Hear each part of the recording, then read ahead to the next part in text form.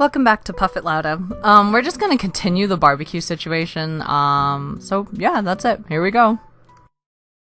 Man, I never seen her get along with anyone so quickly. I guess Amanda just sort of has that way with kids. That's kind of amazing. Daisy doesn't really get along with kids at her age. It's nice to see that he's not trying to one-up me all this time. Maybe we can actually have a regular friendship after all. Really?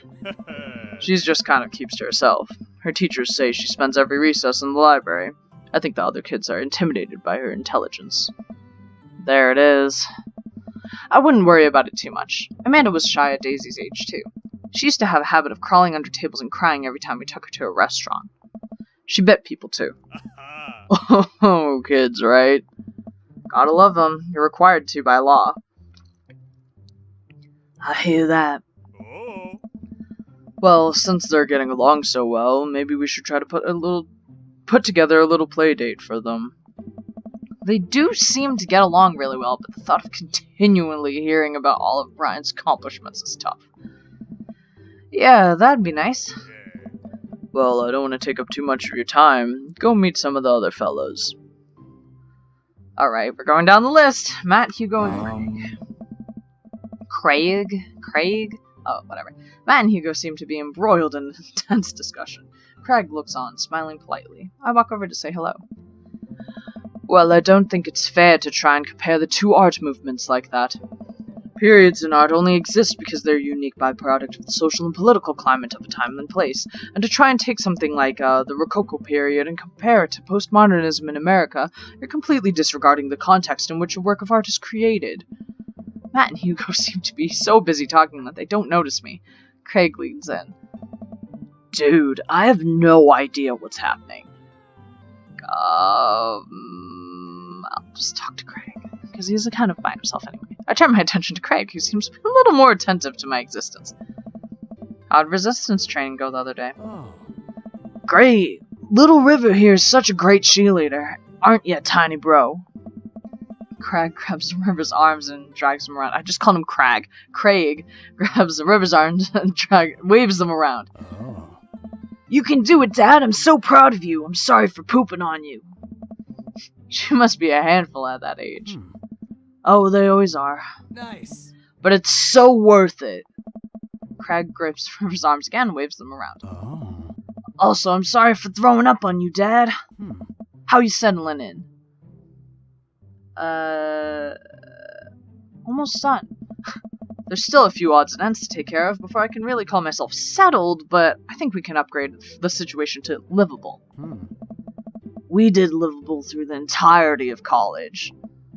Yeah, my goal was for Amanda to live the sort of life that didn't involve eating spoonfuls of ranch dressing as a palate cleanser between different types of pizza. She still does, though. Hey, she takes after her dad. Willow Nello, how are you liking the neighborhood? It's pretty nice. Everyone's been super friendly. Hey. Seems like your daughter's fitting in just fine. I'm so bad at this. There's too many voices. So many voices. Matt points across the yard to where Amanda, Daisy, and another young girl are playing. They're all sitting cross-legged in the grass, picking weeds and weaving them into little flower crowns. It's pretty adorable. The girl I don't recognize jogs over to us. Hey. Who? What is it, sweetheart? Ugh, God, I'm trying to think of a voice for her. It's a flower crown. I thought you'd look cute in it. Oh. Well, there's only one way to find out. Matt takes the flower crown and places it on top of his head. Hey. Am I cool now? That's pretty cute. The girl stares at him, thinking it over. Nope. But you're slightly less uncool than you were before you put it on. Hey, yeah. Hey, Willownillo, this is my daughter. Hello. I'm Carmencita. Amanda comes over with Daisy in tow. Dad, look, I'm making friends. Yeah. Are you making friends? You better be making friends. Yeah, actually, Amanda, you remember the cool barista from the coffee shop, and my old college friend, and, your teacher. Ah. Oh, hi, Mr. Vega. I didn't realize we were neighbors. Oh. Yep. You still gonna get me that overdue term paper? Great seeing you! Amanda finger guns her way out of the conversation like a champ.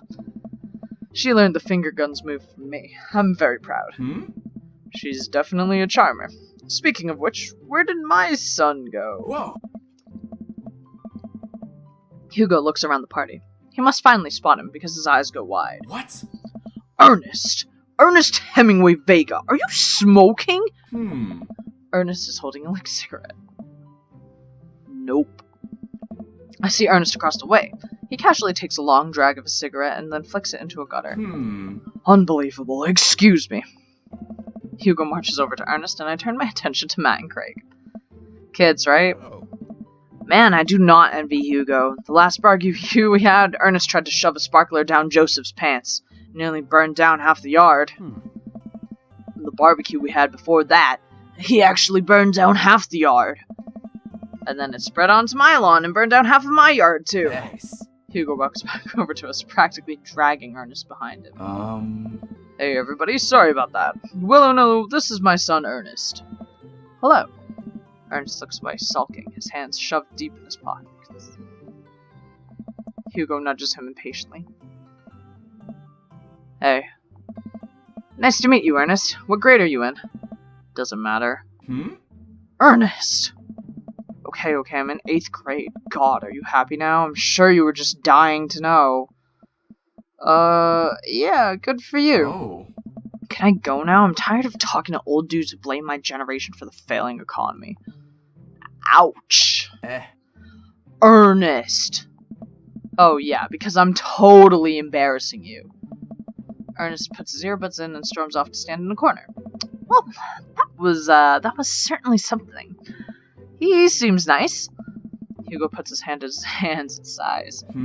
I'm so sorry. He's having a really tough time. As much as I want to be the cool dad, I have to be the authoritarian dad, and he clearly resents me for it. Nice. I mean, I think as a dad and a teacher, that's about as authoritarian as you can get. Honestly, are any of us cool dads? Is it even possible to be a cool dad? What? I'm as cool as a cucumber. Hey, See that right there? You can't say that. Oh. My kids think I'm cool. But for how long, Craig? How long do we get to be cool dads? I don't know, man. Hey. I think we just have to accept the fact that as dads, we've become the machine we once raised against and accept our fate to be unironically wear socks with sandals. Oh god. Your kids may think you're cool now, but the moment they hit puberty, you're doomed. Amanda's 18 and she still thinks I'm cool. I yell across the yard to my daughter. Amanda! I'm cool, right? Amanda just laughs. She keeps laughing. I see your point. As much as we all want it, I don't think it's as important to be a cool dad as it is to be a good dad. We can't all be best friends with our kids. It just doesn't work. I mean, look at me and Ernest. Oh. Our job as parents is to make sure our kids turn out okay. Yeah, you're right, but it'd be nice to have it both ways. Hearing these guys talk about this makes me think of my relationship with Amanda. We get along so well. But there might come a time where it won't be like that. Is college when that happens? Hey. Don't let us eat up your time, Willonello. Go meet some other people around the neighborhood. Oh boy. I spot Joseph chatting with the guy from Dead Gotham Beyond by the grill. I wonder what they're talking about. I walk over to them. So I'm curious, can you walk me through why you had your house painted black? Where do I even start? The house stays warm in the winter. It provides an artistic contrast to the rest of the neighborhoods, and it complements the crimson interior perfectly. It's definitely an interesting choice. Thank you, I'm very proud of my abode. Willonello, I was just having a conversation with Damien here about his aesthetic design decisions. Damien regards me up and down with a warm but critical eye. How do you do? I do not believe I've had the pleasure. I think I saw you at Dead Gotham Beyond the other day. Damien's face suddenly turns a bright red. I must apologize for my behavior on that day. You see, I take the God's lifestyle very seriously, and to be caught in such a ruse by the corporation such as Dead Gods and Beyond was profoundly frustrating indeed. I hope you know that while my anger may have been justified, it was no such way for a gentleman to act. It's okay, man. Oh. Do tell me about yourself. Are you new to the area? Yes, my daughter and I just moved in the other day. She was the one I took to Goth and Beyond. Oh. Very good taste on her part. Does she partake in the Goth lifestyle? I think for a second. I look over to Amanda, who's hanging out with some of the older kids in the neighborhood. What? Hey, Amanda! Would you consider yourself Goth? Amanda yells back. I wouldn't necessarily try to fall under any one specific label, but I guess if I had to choose, I would describe myself as a twee hipster with some normcore leanings. Can't even say it. Bats are cool, though. Ah, pity. Are you enjoying the party so far? Oh, definitely. Thanks so much for putting this on. It's nice to be in a cul-de-sac where everyone is so friendly and welcoming. Oh. Amanda walks up to the conversation. I also like The Lost Boys a lot. Really good movie. Does that count as Goth? That it would, my dear. I do not believe we've had the pleasure of meeting. Damien Bloodmarsh at your service. Damien finishes the sentence with a flourish and a bow, producing a single rose and offering it to Amanda. Amanda blushes and returns the gesture with a curtsy. My, do you know how to treat a lady? Hello, Amanda. Play with us. Oh god. Seemingly out of nowhere, Joseph's twins appear. Are they speaking in unison? Hey. Won't you come play with us? Come play with us forever. Guys, enough with the creepy twin shtick. We've talked about this. Christian and Christy slowly back away. Where do you think they got that from? Mary pops into the conversation, wine in hand. I don't know. Mary takes a long sip of the wine. Oh my god. I think it might have taped over a VeggieTales VHS with The Shining. Who knows? She takes another sip of her wine. Where's Krish? Come on. Wasn't he with you? You had him a moment ago. He's probably stuffing dirt in his mouth. He'll be alright. Toddlers are pretty resilient. Mary tips her glass to me. Ain't my first time to the rodeo. It's my fourth. I've squeezed 4 little... Sweetheart, would you do me the favor and please find Krish? That would be great. Oh my god. I'm sure he's fine. Yeah. Mary. Hmm. Okay, jeez. Mary finishes her wine and wanders off. Dad, can we go? Now... Lucien, have I introduced you to Velo Nilo yet? Hey, it's that punk from Amanda's school. I remember you. Whatever. That's no way for a young man to speak to his elders. Be polite. Lucien bows. Whatever, sir. Lucien bows again. Mr. Christensen, may I have a veggie burger, sir? Coming right up, bud. Are you vegetarian? Yep. Make that 2 veggie burgers. Did you know that some people in the Victorian era were vegetarians? They described their carnivorous type people as bloodlappers. Dad. Oh. That's really interesting, Damien. Joseph turns to the grill. Just a hint of that tattoo peeks from underneath his sleeve. I can't believe I didn't notice it before. It looks like the bottom of an anchor, which he has on his house, might I remind everyone. I don't understand. Whoa, is that a tattoo? Yeah. Yep, I wasn't always a youth pastor, you know. That's so cool. Want to see mine? What? Lucien pulls back some rubber bracelets, revealing a lopsided 666 in black ink. Oh, you can see it a little bit. My buddy gave me a stick and poke tattoo last week. I think it's healing up pretty good.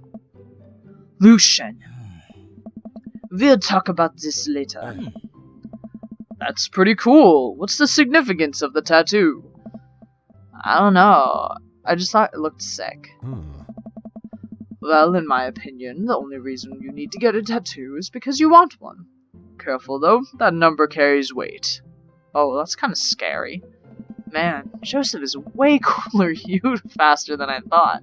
I just figured youth pastors popped out of the womb with a Bible. I wonder what he did before preaching. Oh. And without further ado, let's work some magic! Joseph closes his eyes, takes a deep breath, and gets to work. With the greatest of ease, he sets patties on the grill, flourishing as he flips his spatula in the air. It's easily some of the best grill work I've ever seen. You guys think this is my first time in front of a grill? He's working faster now, effortlessly tossing cheese onto patties and perfectly grilling onions on the side. One after another, the dads take notice and crowd around Joseph to admire his masterful technique. Oh. You probably didn't know— oh god, whoops, whoo! I'm mixing up the voices. You probably didn't know this, Willownillo, but Joseph's known around here for his grillsmanship. Ah. He's ungrillevable. Bro. I've tried to get on his level, but I just can't catch up. Oh. Oh god, the puns. Let us keep studying. He has a rare quality about him. Uh-huh. Mustard, we keep talking about this. Can't we just appreciate the artiste? I've never seen him make a mistake. Okay, I don't know if I did the right voice for that. I've never seen him make a mistake. Oh. Okay, we need to stop. This is getting too cheesy. Please stop. All of the children of the party boo the glorious display of puns in unison. Yeah. Alright guys, the food is ready. Please form an orderly barbecue. Amanda groans. We all grab our food and hang out, enjoying perfectly cooked cheeseburgers. Hey. Man, it's so wild that all of us dads live in the same cul-de-sac. Oh. Kinda nice, isn't it? I feel like there's a community here. Totally helps when you're just a single dad trying to raise a kid. We're happy to have you here, man. I think you're gonna like this neighborhood a lot. Plus, Amanda seems to be getting along with all of the kids. If she decides to get into the babysitting game, she'll really make a killing. Hey, why don't you add all of us on Dad Book?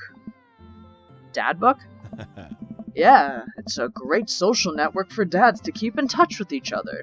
We're all on it, so if you ever need to reach out to anyone, that's the simplest way to do it. Huh. Sorry, I'm just an old-fashioned dad. Social media goes over my head sometimes. Don't worry, Pops. I'll help you figure it out. The rest of the barbecue goes smoothly. We all trade stories and drink beer as our kids play on the lawn.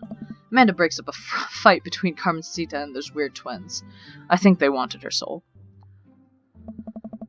Woo!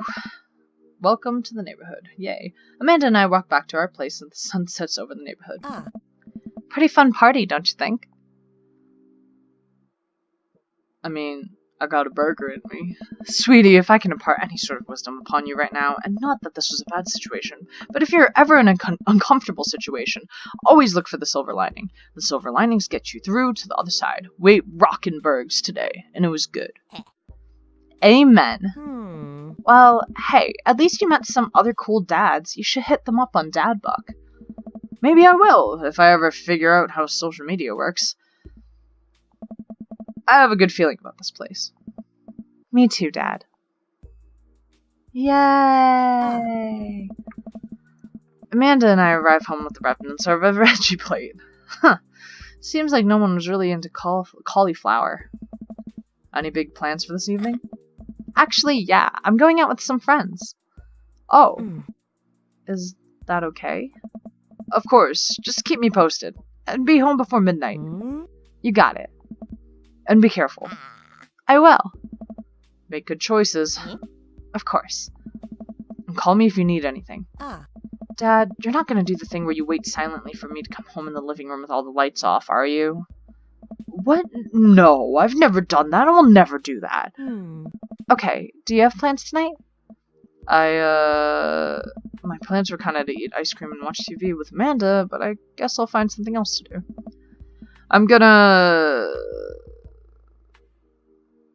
throw a party.